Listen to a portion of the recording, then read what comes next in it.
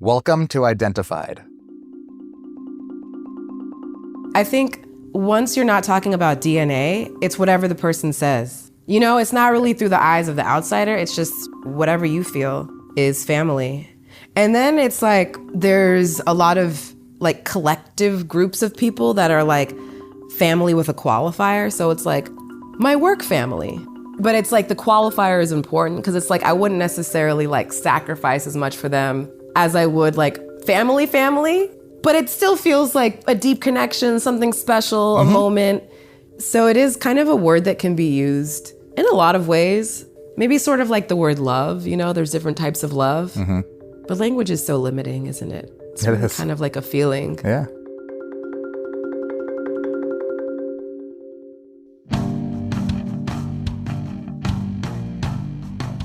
Hello, I'm Nabil Ayers, author, music executive, and host of Identified, the podcast that delves deep into the complex world of family and identity. In this episode, my guest is Novena Carmel, one of the first people I asked to be a guest on Identified. We'd met a few times and shared stories about our musician fathers, hers is Sly Stone. When we sat down to talk in Los Angeles, I learned more about Novena's Bay Area childhood and the first time she tried to play music with her father, who she later connected with after many years apart. Novena is the co-host of KCRW's flagship radio show, Morning Becomes Eclectic, a DJ and a singer in the jazz choir, The Voices of Creation. In our conversation, Novena provides a thoughtful perspective on how she defines family, touching on how her concept of family has changed over time. She shares insight about the evolving nature of family through her own deeply personal experiences of loss, blended families, and more. Stay tuned as Novena gives us an inside look at her unique childhood, including a time when a member of Bruce Springsteen's band lived with her family. All of that coming up in my conversation with Novena. I was born in San Francisco in 1982 and raised in the Bay Area till I was 15. The first person that I lived with was just me and my mom in a house in Sausalito. I was born in San Francisco, but I guess I started out in Sausalito, just across the Golden Gate Bridge. And it was mostly her and I that lived in that house till the time I was 9 or so, or 8. But we did have like roommates now and again because it was a big house. One of the roommates was actually Clarence Clemens. Oh, whoa. Yeah.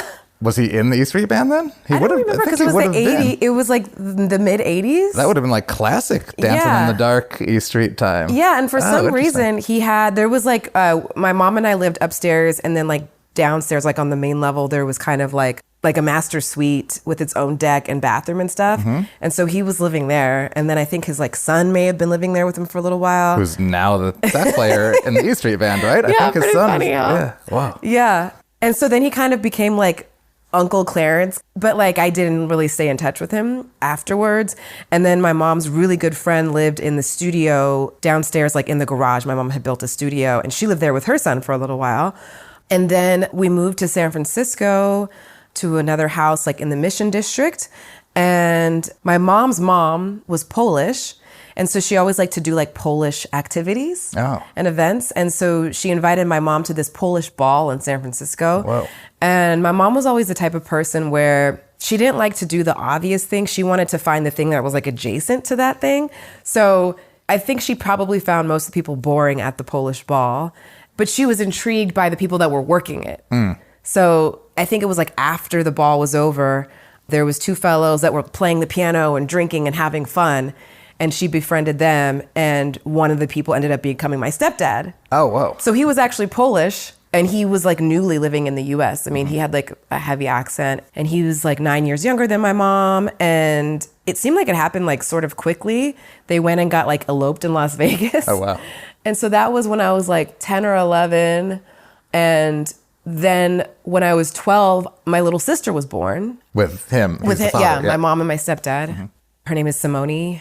And then I moved to San Diego when I was like 15, spent the last few years of high school there, then moved to Los Angeles to go to UCLA.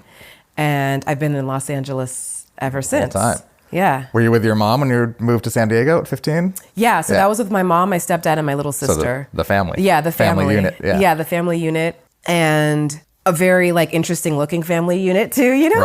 Right. I remember like being at a doctor's office or something. And I think I was with my mom and my sister. And I don't remember like why, but I just remember someone saying, I'm not even going to ask. Like, this is the family, you know what I mean? They didn't understand. Right.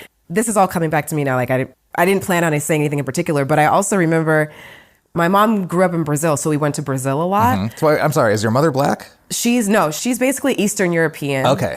So Polish grandmother, her mother. Yeah, she's basically like half Polish and then half Eastern European Jew. Okay. But the we Polish have part even more in common than I thought. Oh, really? Okay. Yeah, I was thinking. Okay. The Polish part is not Jewish. Like, my grandmother's was not. She was like Catholic, like whatever. But my grandfather was actually born in the U.S. in the Bronx to like a very Jewish family. Right. They had a laundry, like super, very Jewish family. Like just wonderfully Jewish. So I like another time I remember being in Brazil with like my mom and my little sister, and someone assuming that I was the nanny. Yeah. Right. You know, because especially in Brazil, like the dynamic of fair-skinned Brazilians having like a brown Brazilian person with them, you know. I think people would think that here or New York or any place. Yeah, it could be, especially, with that, you just never know. And then add my stepdad into the mix. It's like, wow. You know, as far as like just visually not understanding what's happening. It must have been interesting to be, 10 or 11, it's just you and your mother. And then within a pretty short amount of time, you add a stepfather and you add a little sister. What was that like? So before my mom met my stepdad, she would like date people here and there. And I was always like vehemently against it.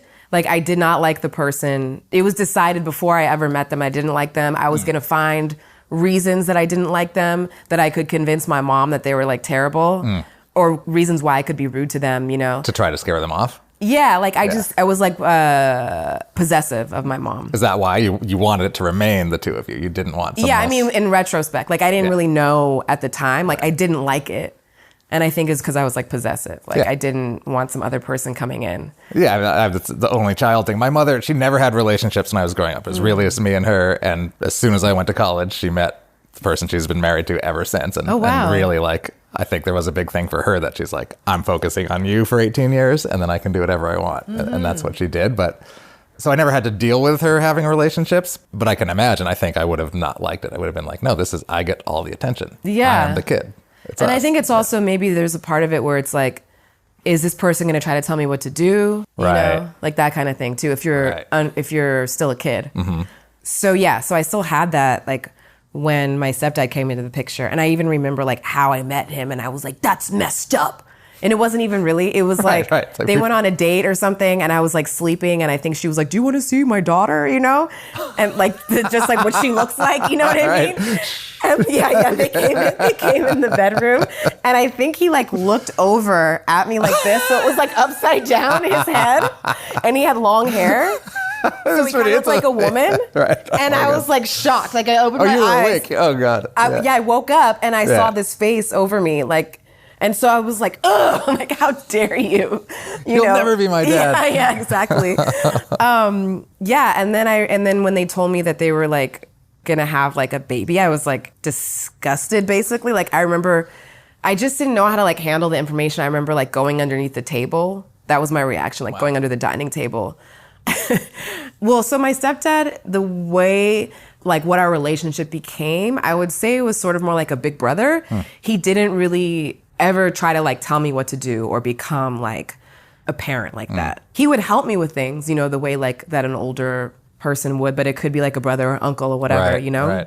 Which I think was really good in retrospect. If there was ever times when he tried to like be like one of my leaders or something like that, like intervene when my mom and I were having an argument, like I was pissed off. Like this is none of your business. So he probably got used to that. Yeah. Knew what it was. He knew what it was. And his personality just like very easygoing. Like, was there a point where you got used to it? Meaning like, I guess this is the family now. It's the four of us. Or what? Were you always kind of railing against it, even internally? I got used to it. Yeah. I think once, I don't know exactly when it was, but I feel like definitely by the time my sister was like a year old or a year and a half old, for the most part, I was used to it. And we lived in like a small like 2-bedroom apartment in San Francisco at that time. Yeah, I got used to it. Yeah. Because he's just like so easygoing and like a cool guy that I think I couldn't like fight it anymore. Right. And your mom's happy. Yeah, exactly. Right. And so And do you have a relationship with your father at the time, or where is he in this? No, basically none. There were times here and there when maybe I interacted with him a little bit. I mean, I saw him when I was like a kid here and there, like for like literally just a handful of hours within that day, if that, you know? And then I like had a day out with him one time when I was like 9 or something. I think he took me to like my first day of kindergarten, you know, specific times. I don't really remember seeing him like, or interacting with him at all, like in the early stages of when my mom and my stepdad got together. I really can't recall. But when I did reconnect with him for real, it was when I was living in Los Angeles and I was in college. So I was like around maybe 19, 20, something like that. Or maybe even 18, I don't know. And I remember I was at the Beverly Center and I got a call on my cell phone. This was like I hadn't interacted with him for a long time, but I was always in touch with my family on his side and was like, here's my number. You know where to find me. If he ever wants to reach me, it's all good. So you wanted to be reached. Yeah, like if he wanted to, I wanted to be reached, but it wasn't like, please tell him to call me or anything like that. Yeah, and then he called me one day and like I knew exactly. It was like I could feel already, like before he called me, that he was going to call me or something. Like, what's this number? It's probably him. Yeah, exactly. Yeah, something. And then he was like, hey, girl, or something. And I'm like, hey, what's up? It was like crazy. It was kind of like, he is an actual celebrity, but I say that it was like a celebrity calling me not because he is one, but just because he was like this mysterious figure. Yeah, like sort of power, charisma, whatever, that stuff. Yeah. Like in someone that I was like connected to but not or whatever. Yeah. It's like, and what do I say? What do I do? It was like this big anticipatory moment too. And where did it go from there? Did you go to lunch or something? Was it like simple? Or was it? I think what ended up happening is I went to go to the house that he was living at and just like interacted with him there. And then I started doing like kind of assistant work for him. But I wasn't his assistant. It was like, maybe it was his way of either trying to like, just like include me in his universe in some way for, I don't know if, you know, to like his way that he thought was cool of giving me money, but like having me do something work instead of just giving me money or just like being around, maybe some of both. Yeah. And so what I would do is I would just like take papers to his like lawyer's office or like deposit things at the bank or something like that, you know? And then I would get paid to do it. It was really cool. I was like, this is awesome. That's amazing. Yeah, it was like a good like extra little income thing. And then I would like, you know, see him at his house and go up there and like hang out with, he was living with these twin sisters at the time. And like I would hang out with them and stuff. They were really nice. That was how we reconnected. Wow. And you built a relationship. Yeah, I mean, to an extent, you know, we didn't really have like long, deep conversations, but it was just like we were around each other more. Right. Are there any defining moments? I mean, the one I keep coming back to for myself, I'm going to ask is if you like where the definition of family changed for you. And the one I keep coming back to is when I was a kid living in Amherst, Massachusetts and New York, and me, racially mixed kid, living with my white mother, but being a totally normal kid and fitting in because we lived in these communities where everyone was of different races or mixed race and a lot of kids with single parents. No one had money. Like we were very much totally normal family. And then we moved to Salt Lake City when I was 10. And it was like, whoa, these are the TV families. Everybody here is white, has a mother and a father, and has 2, 3, 4 plus kids. And it's everybody. And it turns out I have been weird and this is normal. And I never knew it until I got here. And it really shifted my kind of thinking. And that was an interesting moment for me. So you thought it was only on TV before that? I mean, I knew it existed, but I didn't, to go from someplace where it almost didn't exist at all. Yeah. And then suddenly go to someplace where, you know, from going to like 1% to 99%, and with seeing neither, I guess reality is somewhere in between, but I didn't have either. I only had the two extremes. So it did make me think this is actually what America is like, is Salt Lake City, which is obviously not true. And I probably knew wasn't true, but just when you're around it all the time and you're 10 years old, you start to think like, oh, yeah, I'm weird. This is what family is, and I can't be part of this. I don't have a choice. This is, I mean, my mom's great. We get along great, but like, we can't just turn this on and be this. This is something different that I'll never have, or at least as a kid. Wow, that's a trip. My concept of family has changed, but I don't know if there was like a thing where it's like, I thought it was this, and now I think it's that. Right. It's kind of more just like an amoeba or like a plasma thing that's like always like changing its shape like over time.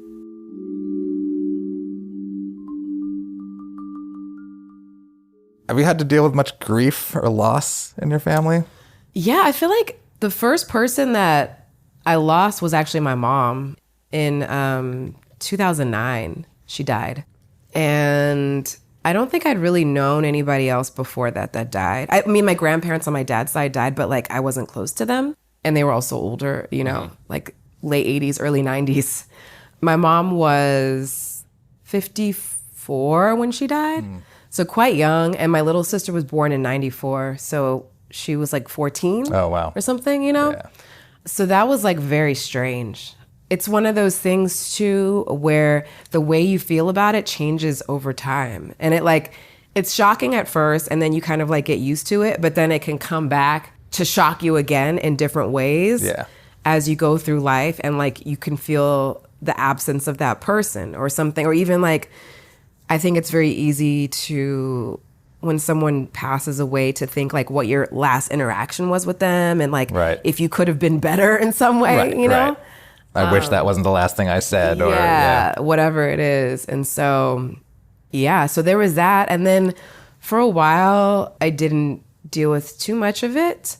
But then in the last few years, or more recently, like more people have died in my family. Like my aunt's husband, who she was married to for a good amount of time, and was really, I would say like, I don't want to say the life, but one major life force, especially when we had family gatherings, because he was a musician, and he was really the only like musician on my mom's side of the family who I mostly spend holidays with. He was a Brazilian musician too. So he had all this life to him. And we would always like sing Christmas songs together, and then he'd play the piano, and he'd like sing, you know, like chestnuts roasting on an open fire. And then he loved how I would sing it the way Nat King Cole does. And it's like, Merry Christmas. Like, he was like, oh, that's just like Nat King Cole. And he would play the guitar and everything. Sounds amazing. Yeah. And it like, you know, like music adds to any gathering or celebration. Like, it's like, it brings life to it. So then when he passed away, things really shifted. It was weird.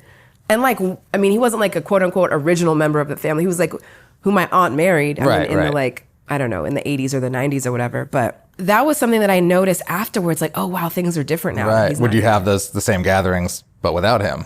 At first we did. And then I feel like it like split off. Because then I think also what happened was there was no kids. Like everybody, like all the quote unquote kids were like grown. Right. So then it's like, what is this? What are we like getting together and doing? Who's getting together with who? And then it was like, my aunt was kind of just like with her daughters or something, doing something in Northern California. And then my like grandfather would be like in Southern California. I don't remember now. My memory's kind of not that great with some things, but I remember thinking like, this is weird. Like, what are our holidays now? They're different. Right. And then in the last few years, my uncle and my grandmother died. Oh. Yeah, it's crazy. And so it's just, I think about also my grandfather, who's still alive, and he's 100 years old. Wow. He had 3 kids, and now he only has 1 kid left of his 3 kids, and he made it to 100. Yeah. You know what I mean? It's so weird. My grandmother lived to an old age. She was in her 90s, and she passed pretty peacefully. But yeah, it's just been weird, and it kind of feels like, oh, like as you go on in life, like more people that are like your core family members die. And I'm still young, like I'm in my 40s. I can only imagine, like my grandfather will say every now and again, like, you know, his friends or people that he's related to die. And it's like, you just feel like there's less and less people of like the original people you know that are alive. Right. And that must feel like a really strange thing. Well, it gets lonely. Yeah. And it's, and like, even what is your connection to the world? Right. You know? I love the music and the holiday stuff that you're talking about. Are there other traditions, like family traditions that you remember? Like I'm especially curious on the sort of Jewish Polish side. Like were there things that you remember as a kid, like traditions or rituals? I don't know, things like that growing up. I guess little ones, but not like heavy duty like family traditions. Yeah. But one thing that I remember that I just in retrospect thought was so sweet. My mom would always like give me Easter baskets even when I was in college. You know what I like? And she's not a traditional person, but it was just so sweet. Like you're giving me Easter baskets, you know, like full of candy and like the fake pink grass and all this stuff. Yeah, that's so fun. Yeah, stuff like that. My mom's like that too. She'll still give me like she'll get like silly gifts. She'll give me like.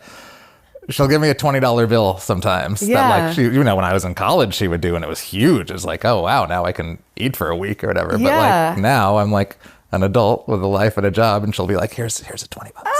That's so funny. So I think, parents just like to do that. Yeah, I know. But it hasn't gone up. It's always been 20. I know, you're like, damn, mom, inflation. What the heck? That's not even like a lunch now. Exactly. Yeah, I mean, we used to do more of the music thing, which we don't do now. I mean, we always get together for Thanksgiving and or Christmas on like my mom's side of the family. And then my grandmother, when she was here, she definitely would have like Easter brunches or dinners or whatever. Like we would go to her house usually. And I feel like that was like a very Catholic Polish thing. And then it's interesting because since my mom passed away, my stepdad remarried to a woman who's Polish, and they had a daughter who's like 100% Polish, but like born in San Diego. And Poles are super all about Christmas Eve. Oh. And their house has like 30 people in it. And it's all of the like Polish dishes. Like you have pierogi, and they're just like in there making the food all day, if not for days. Yeah. And like her mom has been there a lot of the time. And there's like beet soup. And it's interesting because then I've gone there for Christmas Eve and I'm like, is this my family? Right. You know what I mean? That's what I was going to ask and you. It's like I feel connected because I'm also Polish. And then also because my stepdad is still my stepdad. Right. I mean, but then I'm like, is his daughter my sister? Right. Is she? Is she my cousin? What do you think? I just kind of switch it up all the time. Like just like whatever's most efficient to say. Like, and it's not like we're close because we don't live in the same city. But she's not my family. Totally. There's like this security in having people like that where it's like no matter how you define it, it's just like they're there. Yeah. And I like that. And I can see them if I want to. They can see me if they want to. It doesn't mean we have to have super deep conversations all the time, but like they exist. Yeah. And we have some kind of connection. And I feel like I would definitely have their back in like a special way if they needed me for something, And still my stepdad, I mean, he'll come and help me with things at my house. Right. Just like he's always helped me with things, so that hasn't changed. And his wife is amazing. So it's like, and they're also very warm people. And for a while, like his mother would, on my birthday, send me text messages in like Google translated English or something every year. That's great. You know what I mean? It's always been like interesting, like fluctuating. But then she stopped sending me text messages and I'm like, I'm not your granddaughter anymore. Oh, no. Have you played music with your father? Yes. We've played music together. What is that like? What was it like the first time? Do you remember? It's been in different ways. The first time, probably when I was a kid, I like played the piano for him or whatever. Right. And this is not like playing music with him, but it's like an interesting just memory is when we did Reconnect when I was like 18 or so or whatever in LA. After, knowing him for a little while, I don't know, like there was a keyboard in his house and I was like, oh, let me show him some stuff that I know on the piano because I've taken like piano lessons since I was a kid, classical music. And then I was playing something and then I got a good reaction from everybody in the room, like the twins that live there or whatever. And I think my dad. And then I like played more and I was like getting excited to show him. And then he said something like, he made some comment like that I was trying to show off. And I was like gutted. I was so pissed. Like still to this day, I'm like, because it was like, we didn't really have like a deep relationship. And it's like, if you're growing up with parents or whoever, you want to like impress them and like show them things that you're learning. Like, when you're 2, 3 years old, parent you don't look know at what I drew, whatever, right? So you still Right. have that. So it's like, let me show you who I am. And then for him to be like, you're showing off was like the worst. So that was like my first like memory of like interacting with him musically. So it already like set me to be like, ugh, I don't want to do too much. But then strangely, he started doing a few more shows here and there, like in LA at the House of Blues or whatever. And he wanted to involve his family because it's always been Sly and the Family Stone. Yeah. And so then he's like, Novi, I want you to get up there and play one of your classical songs, like for a little interlude in the show. Oh, wow. And first of all, I'm like, that's like, you don't want me to come out and like sing background vocals or like tambourine or something? Right. Like no one wants to hear me play I like want to play on the hits. I know. I was like, ugh, no one wants to hear this. Like, let me just get out there and dance. He's like, no, like I want you to do that. So I still to this day, like, I don't know how it was received by people. Like now that I think about it, it might be cool to me. Like I just went to go see Lauryn Hill perform and even her just bringing her daughters out on stage, I thought was amazing just to see what they look like, right? Yeah. But yeah, so there was a number of times when I did that where I go out on stage and play something on the piano, like just classical music. And then I created a band with a friend of mine and we put out an EP, and I invited my dad to come like be on one of the songs on the EP, which he did. And so we like have a song out together too. Wow. Yeah. So that's, but you haven't performed as a member of Sly and the Family Stone. Not really, other than like. But on stage with. Yeah. Yeah. Yeah. My sister does. There's like a group now called The Family Stone, Right. and they tour and they do lots of shows and stuff, and it has like some of the original members. Right. I'm not in touch with my father at all, and I've never played with him, but there is this sort of, there's a thing that I wrote about in my book that was this really intense dream that I had, which was, it was when I was trying to get a hold of him and having a really hard time. It wasn't working, and I was upset about it. And I had this dream where it was him, it was me and my uncle, and I'm very close with my uncle who plays music, because on my mom's side, so I'm not related to my father.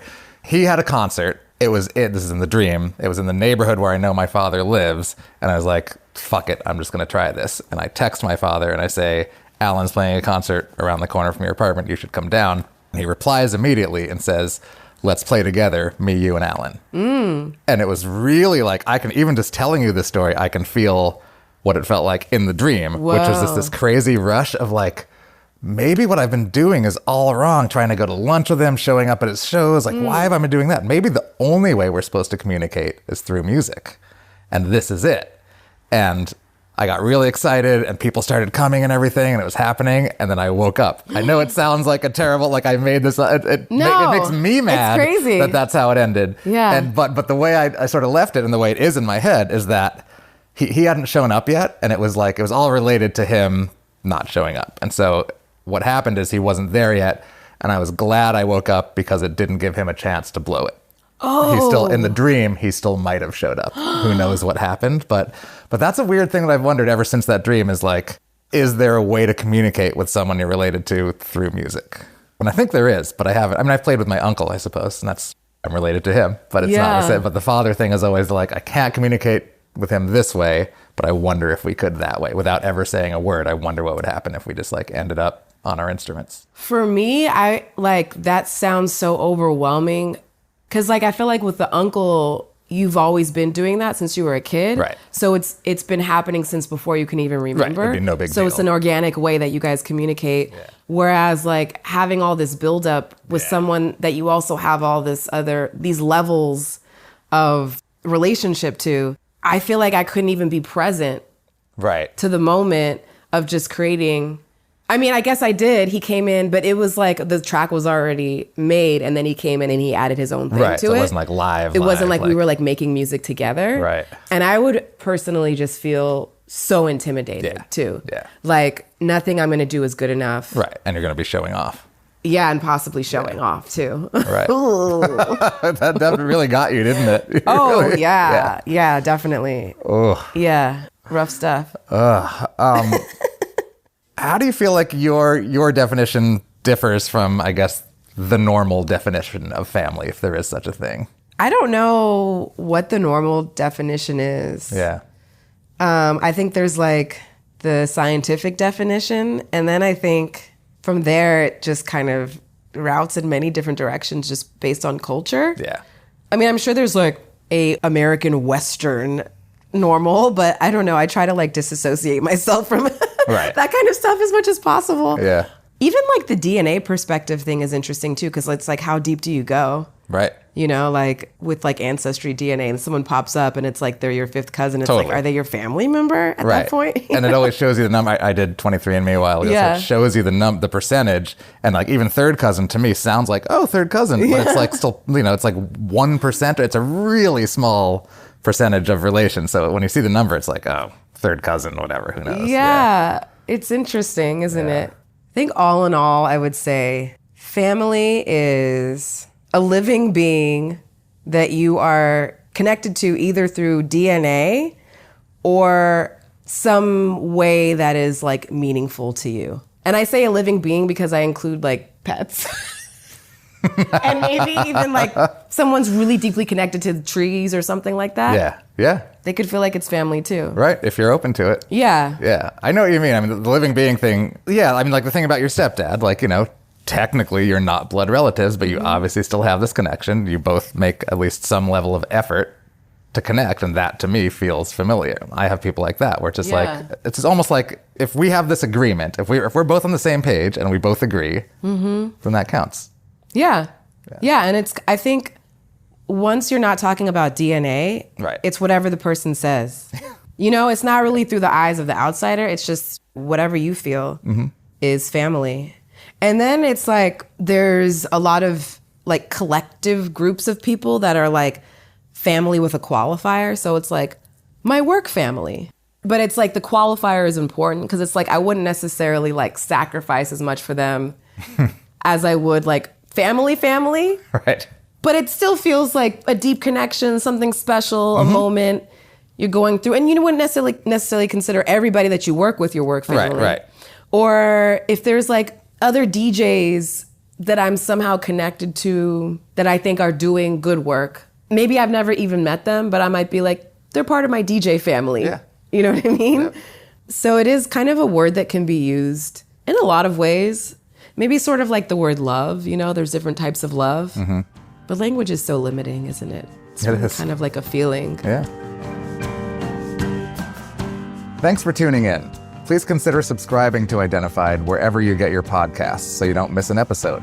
And be sure to check out Identified on YouTube and identifiedpod.com, where you can watch videos from our interviews. Our executive producer is Kieron Banerji, and the show is produced by Palm Tree Island. The music for Identified is by Noella and Patricia Brennan. I'm Nabil Ayers. Thanks for tuning in.